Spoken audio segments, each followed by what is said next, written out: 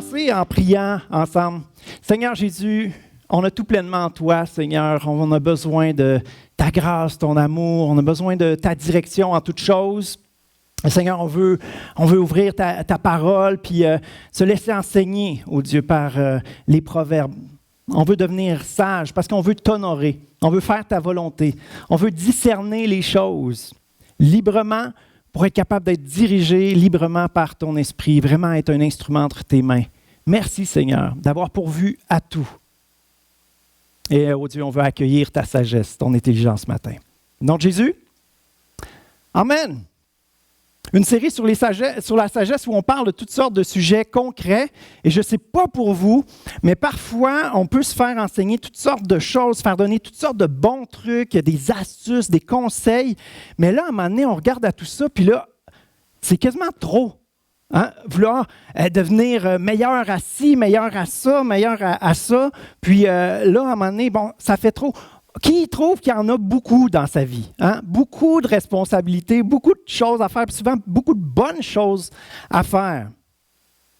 On peut en venir à se mettre de la pression, on peut en venir à s'y perdre dans tous ces aspects-là qui sont importants dans nos vies. Je vous parle de différents sujets, par exemple, à la prochaine diapo, on voit ça.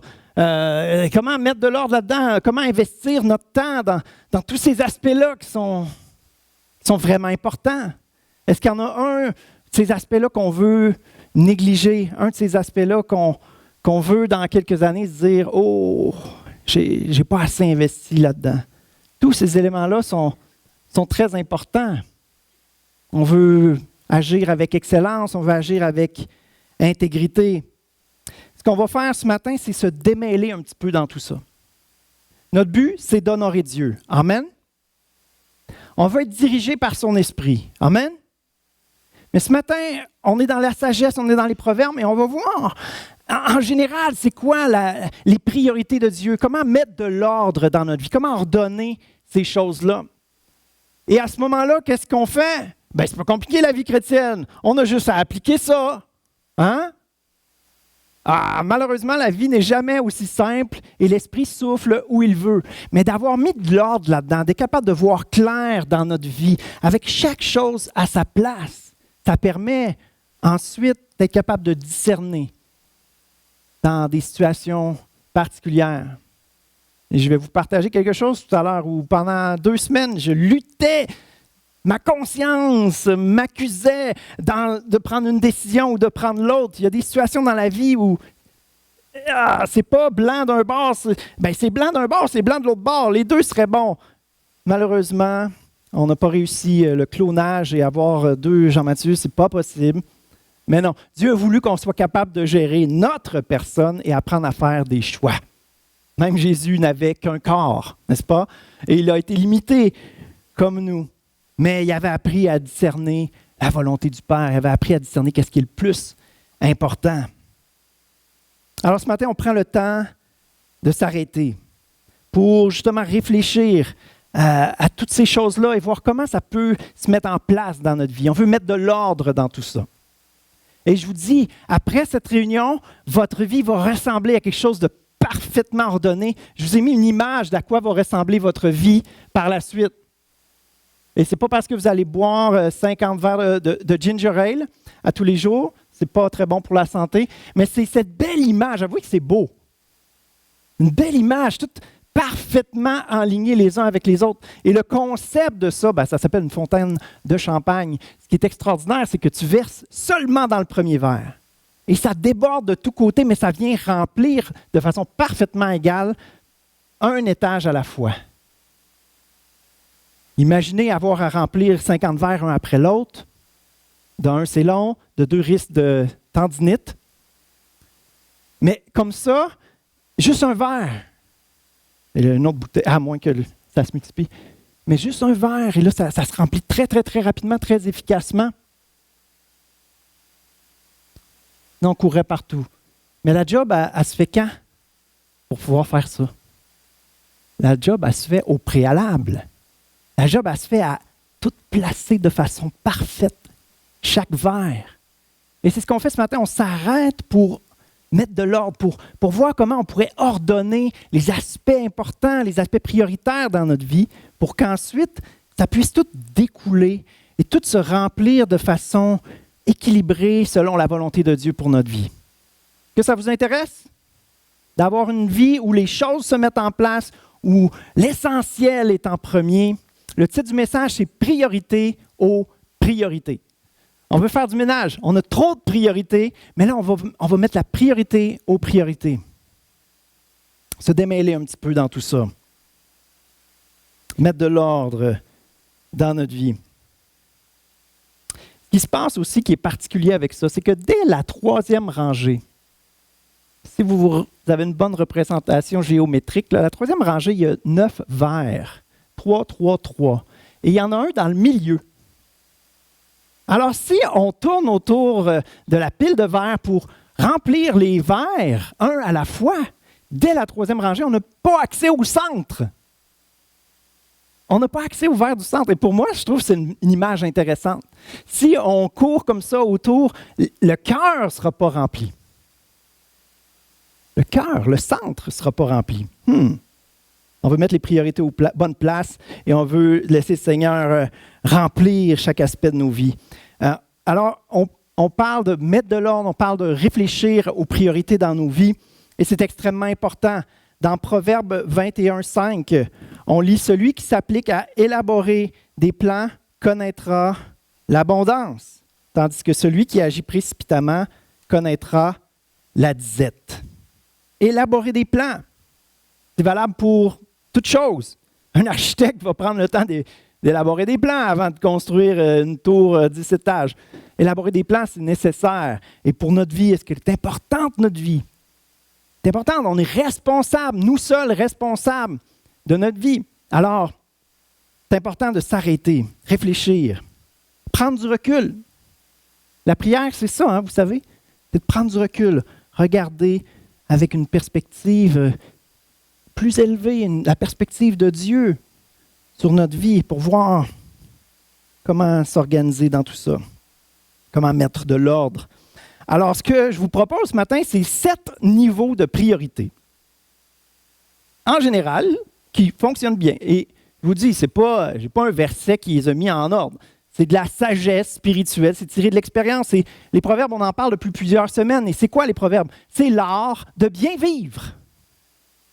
C'est l'intelligence spirituelle, mais qui travaille avec l'intelligence humaine, logique, le bon sens. C'est tout dans les proverbes, tous ces aspects-là. Et on veut travailler avec une intelligence logique à la lumière des Écritures, une intelligence, une sagesse et la direction de l'esprit pour nous aider à naviguer dans tout ça. Donc, 7 niveaux. Quel est le premier, vous pensez? Bénir votre pasteur. Amen. Non. Le premier niveau, bien entendu, c'est Dieu. Hein? Dieu doit être en premier et doit être en priorité dans notre vie. Permet à tout le reste d'être comblé.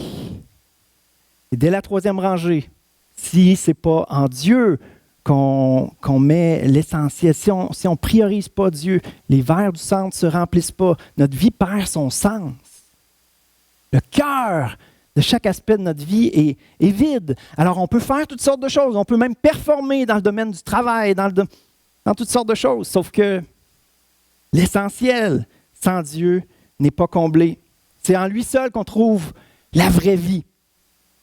Vivre une vie vraie, avec l'assurance qu'elle en vaut la peine.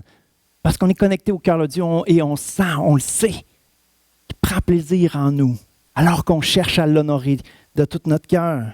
Notre vie compte à ses yeux quand on est connecté avec lui. Voici comment démarre et demeure une vie connectée avec Dieu. Démarre et demeure, n'est-ce pas? Pas juste démarre, puis après ça, on fait notre chemin à partir de ça. Non, démarre et demeure. 1 Jean 4, 19. Quant à nous, nous aimons parce que Dieu nous a aimés en premier. Tout part de Dieu. Si on peut vivre une vie qui a du sens, si on peut aimer véritablement, c'est grâce à Dieu.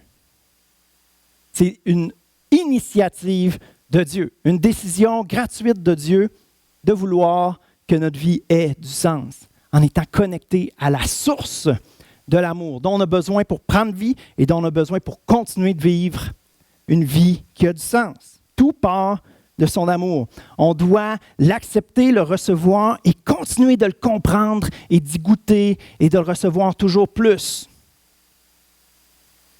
On ne devrait jamais être tanné de ce genre de verset. Tu vois, ce genre de chrétien-là qui veut la crainte de l'Éternel, la sanctification, amène à ça. Mais on ne devrait jamais se tanner de ça parce que c'est notre source. À quoi bon craindre de faire des mauvaises choses si on les fait, on met pas ces choses de côté-là par amour?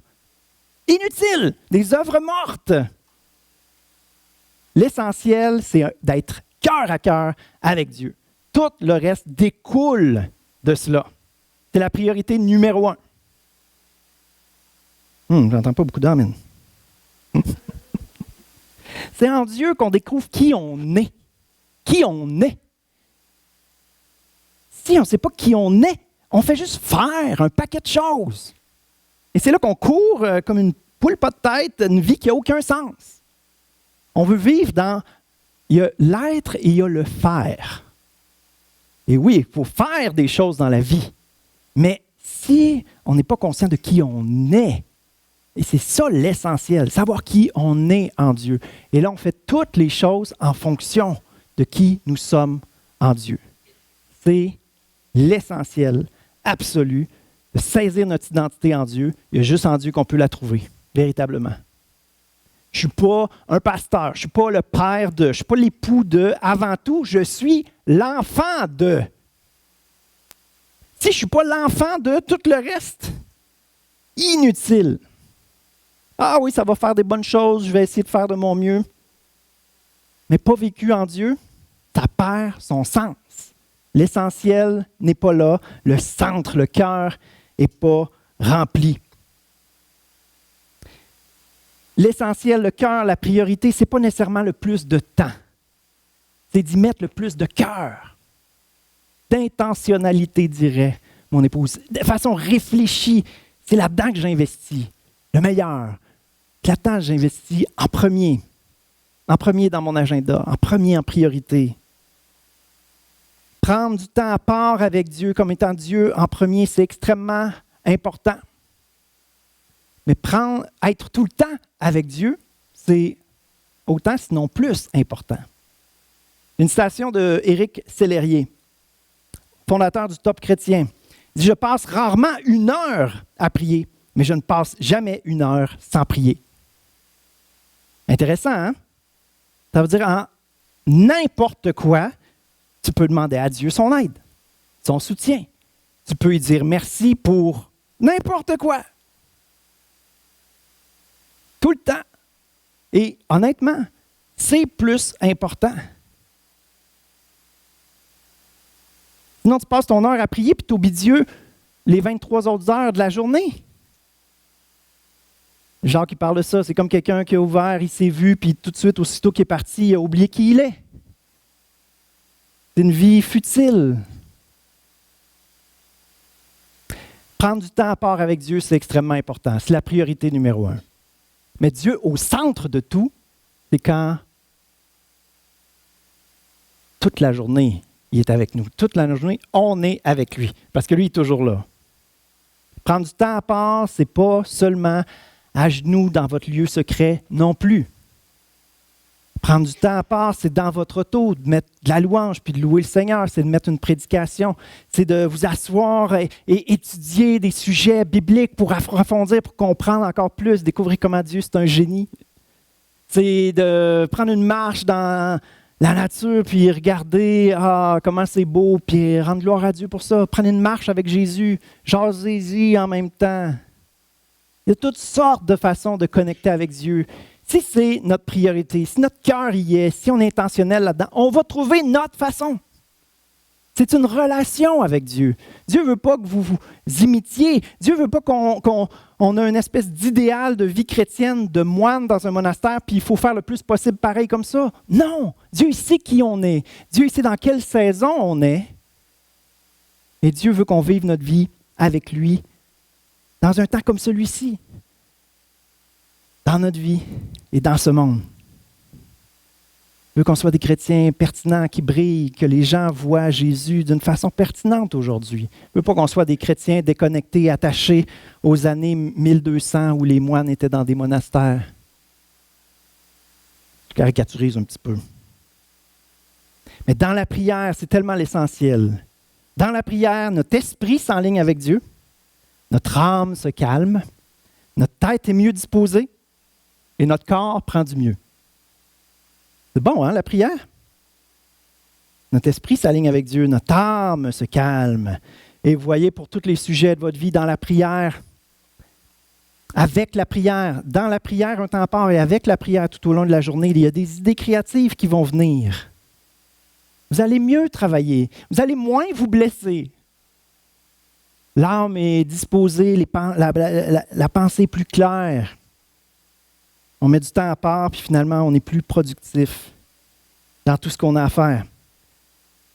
Premier niveau, c'est qui? Deuxième niveau? Soi. Oh! Et là, il y a un équilibre là-dedans. Et faites attention. C'est pas parce qu'on baigne dans une société où l'ennemi réussit à tordre des vérités qu'il faut rejeter les vérités. Les chrétiens, souvent, on a peur. On a tellement peur d'être influencé comme le monde qu'on regarde ce que l'ennemi a réussi à tordre, puis là, on refuse la vérité.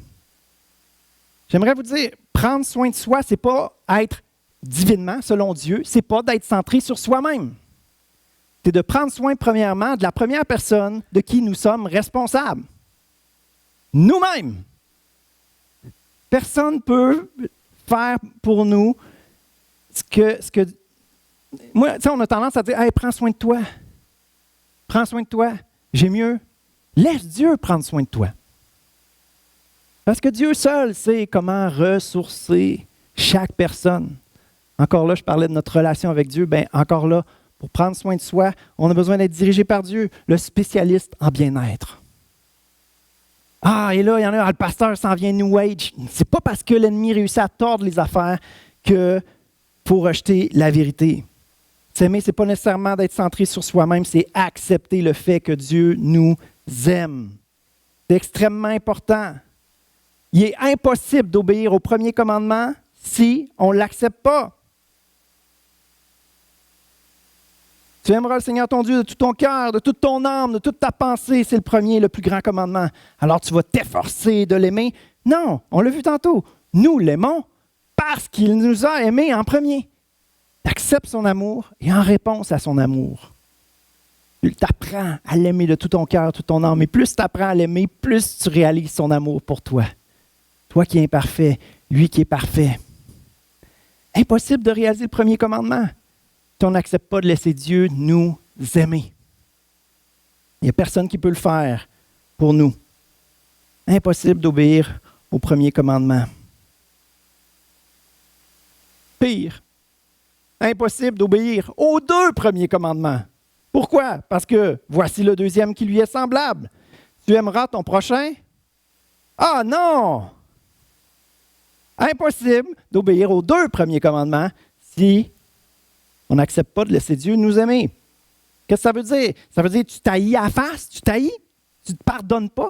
Et on entend des gens dire ça. Je ne me pardonnerai jamais d'avoir fait ça. Vous avez déjà entendu ça? Quelqu'un qui a fait une gaffe, un accident, des fois, il y a des choses horribles dans ce monde. De tuer quelqu'un par exemple, par accident.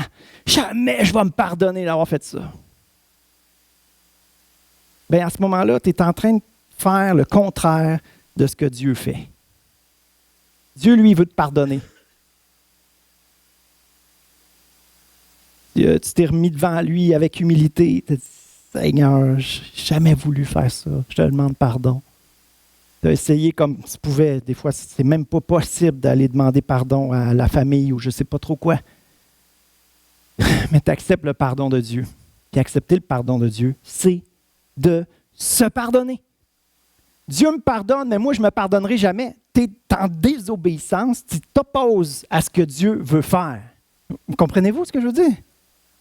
Se pardonner, c'est une drôle d'expression, mais c'est parce que l'inverse de s'aimer soi-même, c'est de s'haïr, c'est de s'en vouloir, c'est de se dénigrer. Ah, les chrétiens de longue date, je suis passé par là. On a appris à ne pas s'aimer. S'oublier soi-même, ce n'est pas de se négliger. Dieu nous a demandé de prendre soin de la planète et on l'a bousillé en essayant d'aspirer toutes les ressources qu'il pouvait y avoir dedans. C'est vrai? Et là, nous, il nous crée et là, on vit comme des esclaves à essayer de tirer toutes les ressources qu'on a dedans. C'est vrai? Bien, dans les deux cas, ce n'était pas du tout ce que Dieu voulait. Ni sur le plan terrestre, ni sur le plan de notre âme que Dieu veut soigner, que Dieu veut guérir. On est des créatures merveilleuses. Dieu veut travailler notre caractère.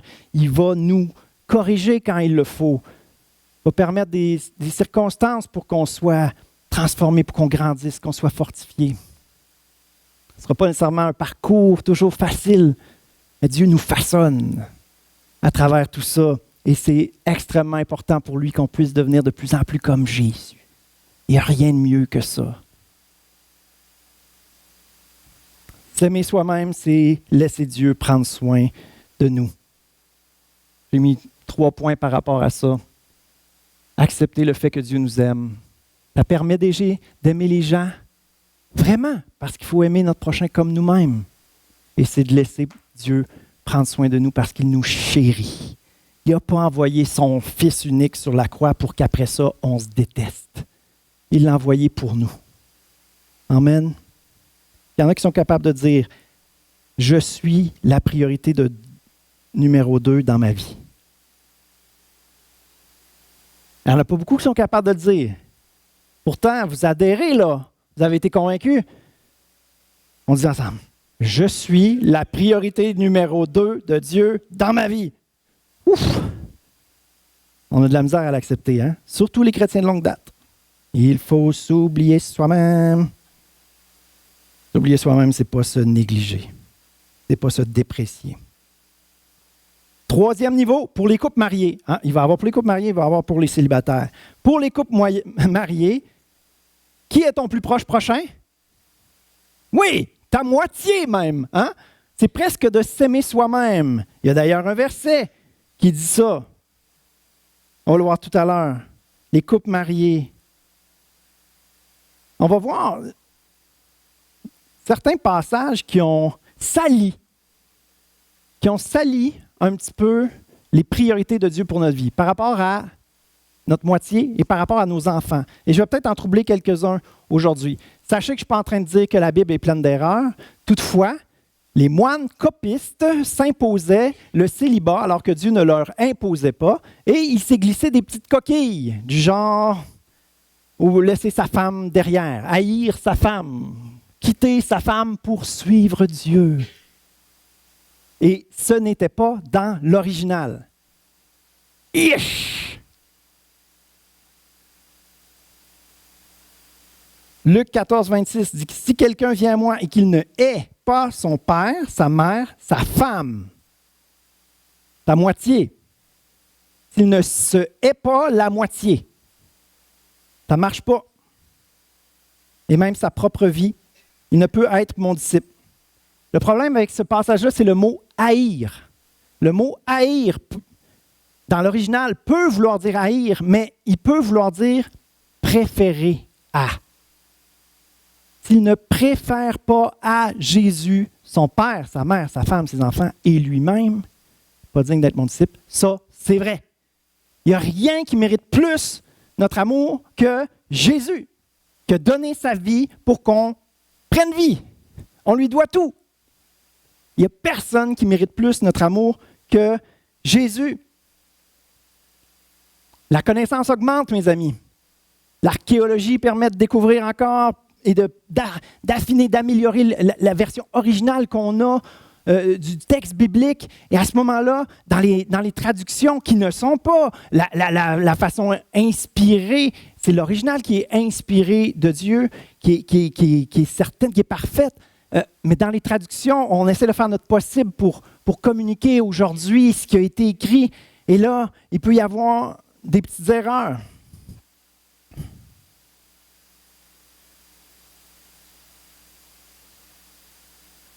Sans me préférer à son père, sa mère. C'est Luc 14, 26, encore une fois, mais dans une version un petit peu plus récente. Quelqu'un vient à moi sans me préférer. Et méfiez-vous de vous-même si vous dites c'est de la modernisation pour adoucir le texte. Demandez-le au Saint-Esprit. Est-ce que ça fait du sens d'haïr ma femme?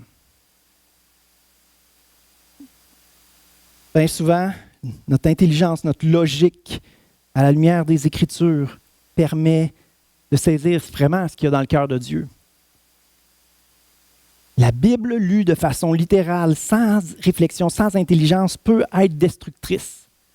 Tu vois ce verset-là, mais il y a tel autre verset aussi qui parle de tout ça. Et avec tout ça, ça fait du sens. Avec tout ça, le Saint-Esprit nous dirige.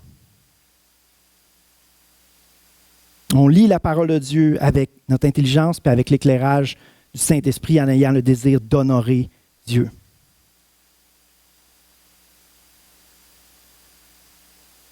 Matthieu 5, verset 44. On ne peut pas dire haïr parce qu'il est aussi écrit « Aimez vos ennemis, bénissez ceux qui vous maudissent, faites du bien à ceux qui vous détestent, priez pour ceux qui vous maltraitent et qui vous persécutent. » Alors s'il faut aimer ce monde-là, je ne pense pas qu'on peut haïr notre femme, notre mari, notre moitié.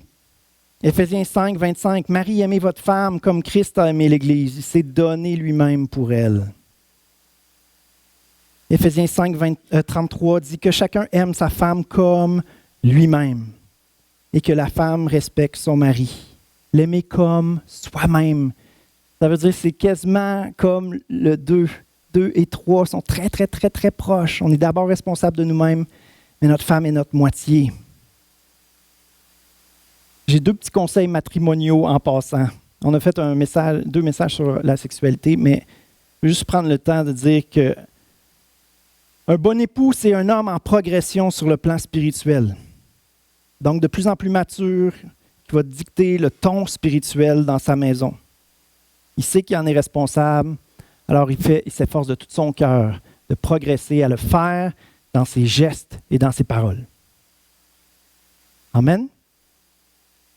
Dans bien des couples, la femme est plus mature spirituellement que l'homme.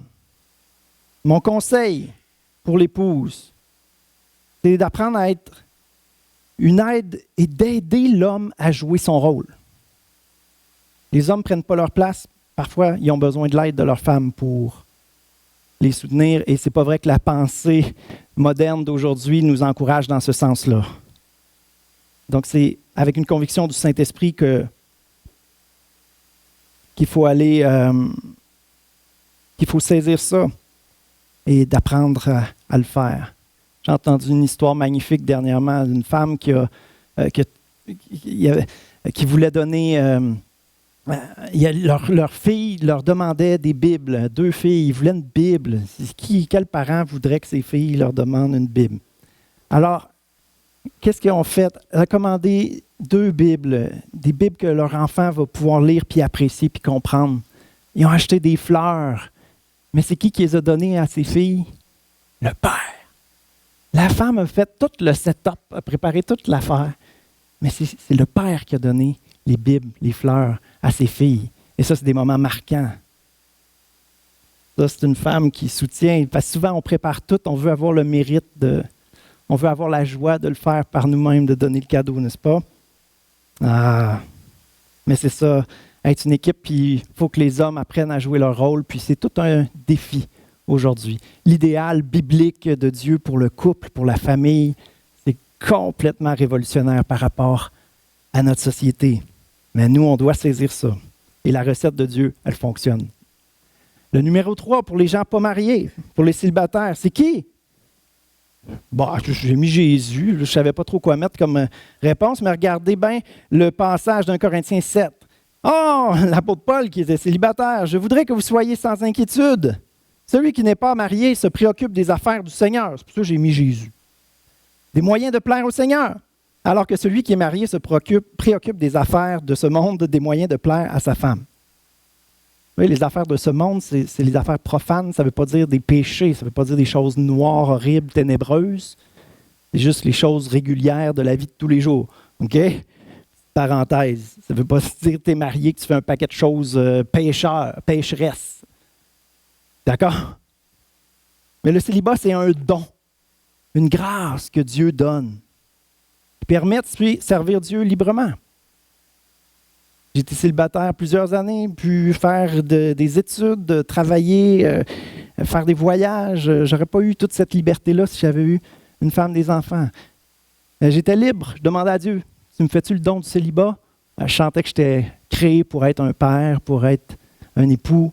Alors, dans l'autre ordre, un époux, un père. Hein? Pardonnez-moi, madame. Mais c'est ça qu'il veut. Si on veut honorer Dieu, il faut être libre. Et là, lui demander qu'est-ce qu'il veut pour notre vie. Et le célibat, c'est un don qui donne beaucoup d'avantages. Quand tu es célibataire, yes, mon frère, il s'offre une opportunité de voyage missionnaire. Go! Tu as le cœur de sortir ta grand-maman au resto? Go! Tu as le goût de mettre 900$ sur un saut en parachute? Go! Pas de compte à rendre à personne. Mais d'imposer le célibat à quelqu'un, c'est dangereux. On a vu tous les dégâts que ça a pu faire dans l'Église traditionnelle qui avait imposé ça. Le célibat, c'est un don, une grâce que Dieu donne.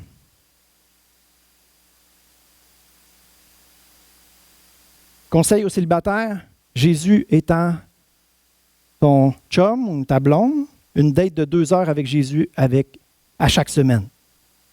Faites ce que vous faites. Faites ce qui vous fait du bien avec lui. Bonne idée, hein? Une date avec Jésus à chaque semaine. OK. 4e. Pour les personnes qui ont des enfants à charge, des enfants qui sont à la maison. Et regardez bien ce passage de Matthieu 19, 29. Quiconque aura quitté à cause de mon nom ses frères, ses sœurs, ou son père, ou sa mère, ou sa femme, ou ses enfants, ou ses terres, ou ses maisons, recevra au centuple et héritera la vie éternelle. Encore là, le mot « femme » n'était pas dans l'original. C'est fou. Mais les moines copistes se sont fait imposer le célibat, et eux avaient quitté leur femme, puis ont jugé bon de rajouter, et là, ensuite, ça se transcrit, ça se transcrit. Et là, on regarde aux versions originales, puis on dit non, c'est pas là. T'es pas là au début. Ce qui se passe aussi, c'est qu'enfant, il y a une petite subtilité. Nous, on n'a rien qu'un mot. On va dire, quand nos enfants sont partis de la maison, on va dire « j'ai des grands-enfants ». C'est vrai? Mais à ce moment-là, il y a 2 mots. Un qui veut dire « mes enfants » à charge, puis mes grands-enfants, il y a un autre mot pour ça. Et dans le texte ici, il est question des enfants plus grands. Tes enfants à charge, tu en es responsable et tu n'as pas le droit de les abandonner. J'avais déjà entendu ça, moi, des ouvriers, des pasteurs, où j'ai entendu des gens me rapporter « Ah, moi, je m'occupe de l'Église, puis Dieu s'occupe de ma famille. » Quel beau vœu pieux! Et là, au funérailles de cet homme, un diacre dans l'Église fait un éloge, comment c'était un homme merveilleux. Et ensuite, son fils s'approche et dit « Je n'ai pas quoi dire, je n'ai pas connu le même homme que vous. » Qu'il n'en soit pas ainsi, mes amis. On est responsable des enfants que Dieu nous a confiés en top priorité. Numéro 4, des enfants à charge. Moi, je m'occupe de l'Église. Ah, ça, c'est le ministère, ça. On l'a-tu nommé jusqu'à maintenant? Il n'était pas niveau 1, 2, 3. Moi, c'est ma job aussi. Mais ma job n'est pas dans le niveau 1, 2, 3. C'est une priorité que je sois là pour mes enfants. C'est d'ailleurs un modèle que le pasteur doit donner, de bien s'occuper de ses enfants. C'est dans les listes de critères pour être un ancien, un évêque dans l'Église. Bien s'occuper de sa famille. Si je me mets à négliger ma famille à cause que je m'implique trop dans l'Église, ce n'est pas biblique. Heureusement, j'ai une femme qui me ramène à l'ordre quand il le faut. J'espère que je ne vous trouble pas trop. C'est vraiment des coquilles, c'est des petits détails. Et de toute façon, même s'il peut y avoir ces petites erreurs-là, si on regarde d'autres passages bibliques, ça vient équilibrer tout ça. Et on se rappelle toujours, en bon chrétien rempli du Saint-Esprit, que ce qu'on veut, c'est que ce soit l'Esprit qui nous dirige. Et on ne veut... Non, c'est pas vrai qu'on va appliquer à la lettre n'importe quel petit verset pris individuellement. OK? Le Saint-Esprit peut nous parler à notre cœur, mais parfois un petit verset pris, isolé, de tout le reste, ce n'est pas quelque chose qu'on peut enseigner à l'Église. Ce n'est pas un enseignement biblique selon tout le conseil de Dieu. Ton verset littéral pris tout seul, comme on dit souvent, sans contexte, c'est un prétexte. Et même sans l'équilibre qu'il y a dans les Écritures.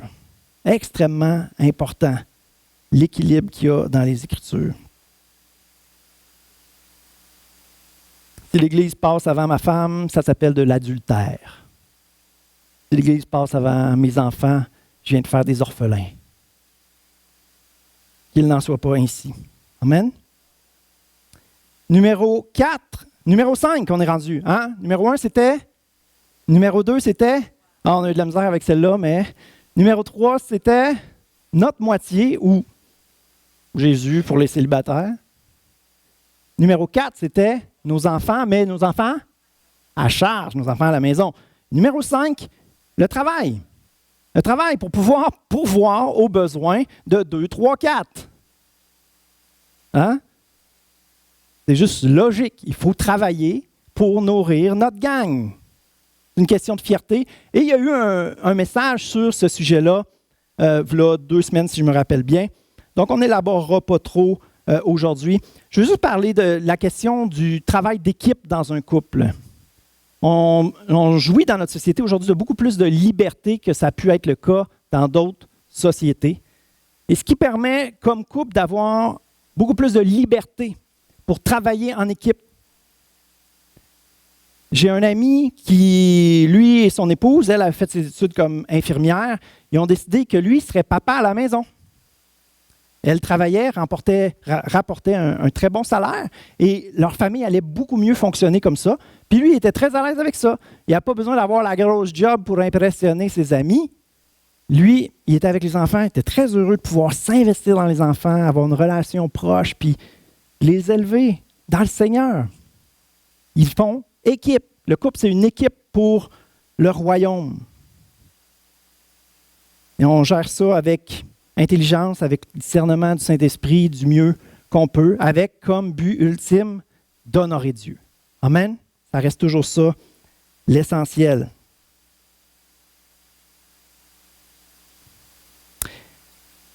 Sixième point, le ministère. J'aime pas trop le mot ministère parce qu'on a tendance à penser que c'est juste les affaires de l'Église. Alors que tout ce qu'on fait, on le fait pour Dieu. Pour un chrétien, toute sa vie, c'est du ministère. Mais là, on va parler du ministère comme étant de s'impliquer dans l'Église ou l'aspect de l'évangélisation ou tout ce qui est en dehors de notre travail, dans le fond. Du travail qu'on fait pour le Seigneur, mais qui n'est pas dans notre travail séculier qui nous permet de manger puis de vivre notre vie honorablement. Toute notre vie, c'est du ministère. Mais l'aspect de l'attachement à son Église locale, de s'investir dans notre Église locale, est un aspect extrêmement important pour notre santé spirituelle.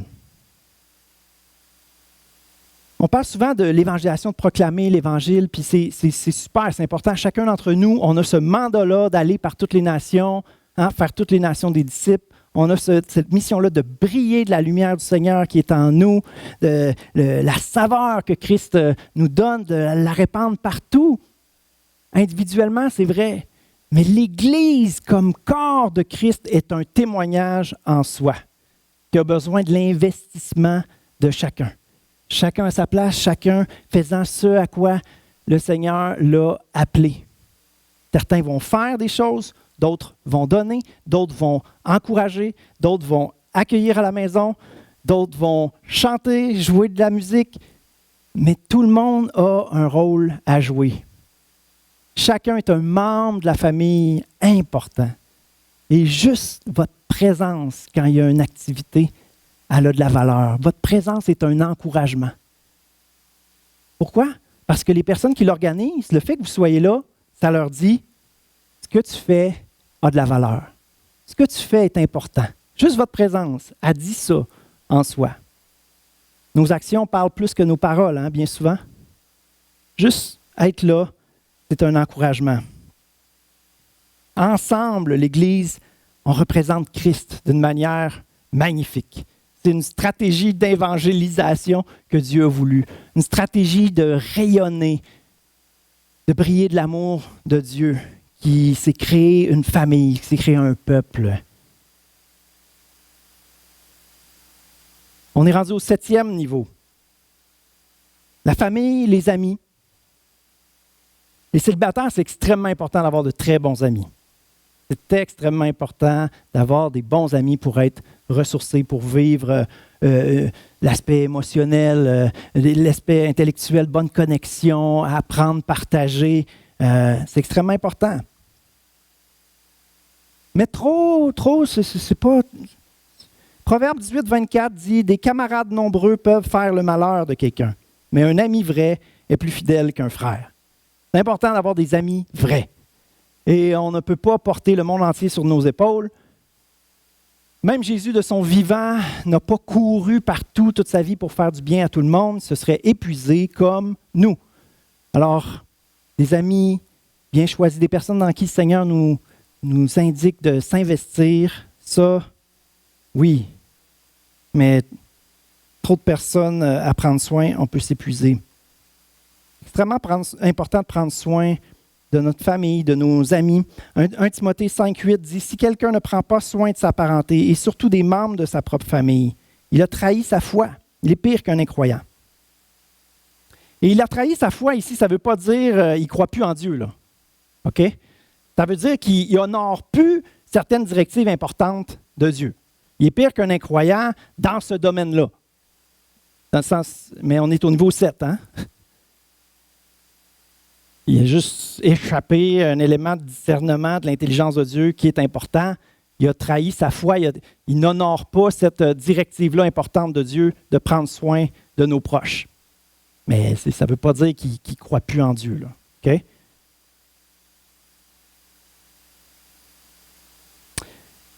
Un autre passage, vous voyez, on était dans les commandements pas mal aujourd'hui. Deutéronome 5,16 qui dit « Honore ton père et ta mère, comme l'Éternel ton Dieu te l'a ordonné, afin de vivre longtemps et d'être heureux dans le pays que l'Éternel ton Dieu te donne. » Nos parents, c'est comme nos racines. Être en paix avec ses racines, c'est important. Tant que c'est notre possible, faisons tout notre possible pour être en paix avec nos parents. C'est vraiment un aspect vraiment important. Numéro 7 dans nos priorités, mais présent dans nos priorités. Donc, tous des éléments extrêmement importants. C'est bon de faire remarquer qu'il y a certains éléments qui peuvent aller ensemble. Alors là, ça permet de sauver du temps. On appelle ça faire d'une pierre deux coups. Par exemple, faire du ministère en famille. Il y a d'ailleurs un grand ménage qui se fait samedi où chacun est bienvenu, petits et grands. Oui, prêche pour sa paroisse, pas en doute. Hein? Mais, tu sais, juste d'optimiser notre temps, justement, en faisant des choses qui permettent d'honorer plusieurs priorités en même temps. Avoir des bons amis, l'étape numéro 7, bien, ça fait que tu prends soin de toi, tu laisses Dieu prendre soin de toi, surtout si c'est des bons frères, des bonnes sœurs dans le Seigneur, où tu peux partager, grandir dans ta foi. Bien là, tu as plein d'éléments qui sont comblés en même temps.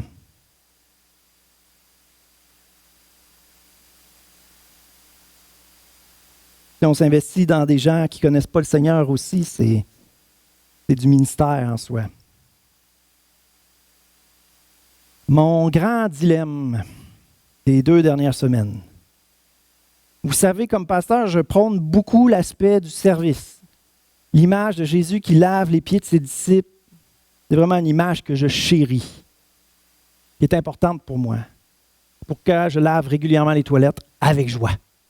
J'ai l'impression d'aimer mon Église en faisant ça. C'est ce que Jésus nous a enseigné. C'est un aspect vraiment crucial. Les grands dans le royaume, c'est ceux qui font les choses petite dans ce monde.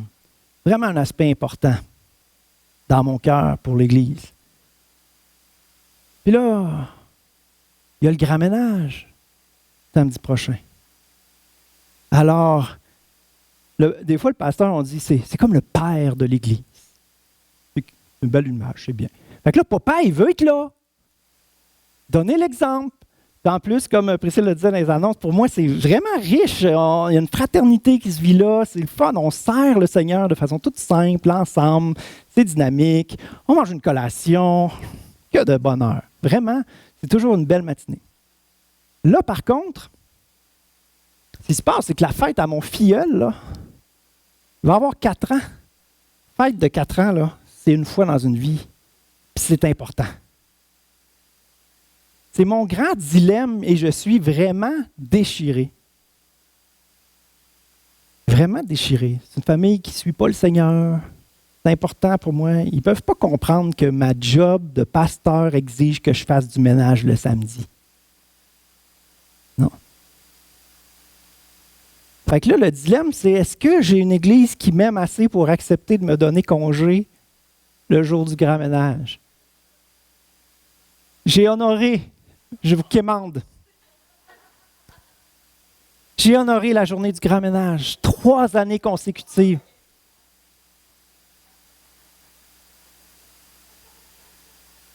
Je me sens comme le jeune homme riche là, qui se vante de tout ce qu'il a fait. Puis là, Jésus, il dit, vends tout ce que tu as et suis-moi. Non! Mais c'est vraiment, vous comprenez? Pourtant, famille, amis, c'est pas numéro 7, pasteur. Puis ta job, ton ministère, c'est pas numéro 4, 5. Ta job, c'est numéro 4. Je nourris ma famille en travaillant pour l'Église. 5, c'est travail. 6, c'est ministère. C'est les deux, là. Participer au grand ménage avec ma famille que j'aime. Famille spirituelle, mais en plus, mes enfants seraient là. On passera un bon temps en couple. Amène ton fiel. J'aimerais bien ça.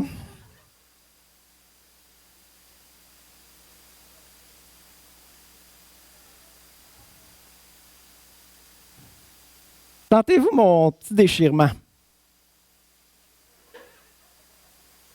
Puis c'est ça qui se passe. C'est pour ça, tantôt, je disais, vous voyez, la vie chrétienne, c'est jamais ABC.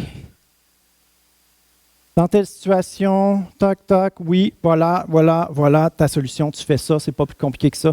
Non, la vie chrétienne, parfois, il faut se creuser la tête, il faut prier, demander au Seigneur, c'est quoi tu veux? Ça a penché vers mon filleul. Le pire, c'est que c'était pas supposé être cette date-là au début. Mais la fête de mon filleul s'est ajoutée après de toute façon. Mais alors, je demande à mon Église de faire grâce. Pour revenir à l'image de la pyramide, si on néglige le premier vers, ça c'est ça qui est le plus important. Tout perd son sens. Il n'y a plus rien qui fait du sens. On va courir partout, ça n'aura pas de sens, on va s'épuiser. On ne peut pas vivre avec conviction, avec cette assurance-là qu'on plaît au Seigneur. Ce qu'on fait plaît, ce qu'on fait honore le Seigneur. Puis que même on va avoir des trésors dans le ciel pour notre obéissance. À long terme, mes amis, à un moment donné, on va s'arrêter et on va prendre du recul. On va finir par le faire. Et à ce moment-là, qu'est-ce qui va se passer? On va être déçus de nous-mêmes. On va se rendre compte qu'on a négligé certaines choses. On va se rendre compte qu'on s'est perdu à essayer de performer dans certains aspects inférieurs. C'est pour ça le message, c'est priorité aux priorités. Mettons les choses en place. Que ça soit bien clair dans notre tête qu'est-ce qui est le plus important. Et là, quand on a un dilemme, on se place devant le Seigneur. Seigneur, qu'est-ce que je fais avec ça? Qu'est-ce que je fais avec ça? Je veux t'honorer, je veux faire ta volonté. Mais il y a tous ces aspects-là qui sont tellement importants, qui sont chers à mon cœur. La vie chrétienne, c'est pas juste de respecter l'ordre. On peut mettre les 7...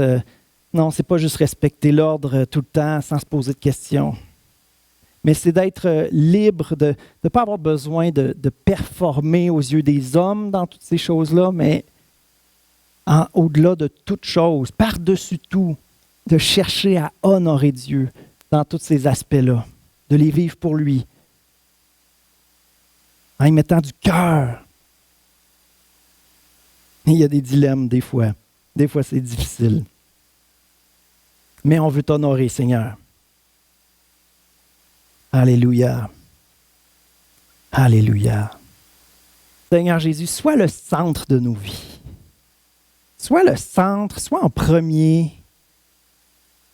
C'est notre désir, Seigneur. Et tu le sais que notre vie est parfois, des fois on est déchiré, parfois c'est compliqué. Et on a besoin de ta direction. Vraiment. Seigneur, pardon si on ne prend pas toujours assez de recul. Pardon. Parce qu'à ce moment-là, on se perd dans toutes sortes de choses. Ce ne sont pas les priorités. Et on les fait sans toi. Et on le sait que c'est futile, ça ne vaut rien si tu n'es pas dans l'affaire. Construire sans toi, c'est inutile. Seigneur, on veut te ramener au centre de nos vies. Alléluia. Alléluia.